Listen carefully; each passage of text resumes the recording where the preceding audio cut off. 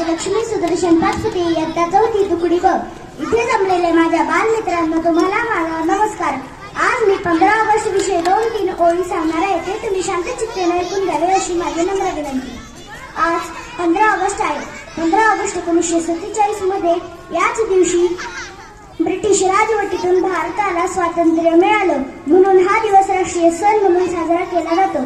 भारतीय स्वातंत्र्य कायदा 1947 लागू झाला आणि भारताला सार्वभौमत्व मिळाले।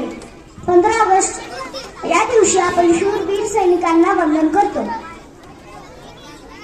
उत्सव 3 रंगांचा, आज आभार विसरला नतमस्तक त्या सर्वांसाठी ज्यांनी भारत देश घडविला, ज्याचा मुकुट आहे हिमालय, जिथे वाहते गंगा, जिथे आहे विविधते एकता, सत्यमेव जयते आहे हाच आमचा नारा, तोच आहे भारत देश आमचा।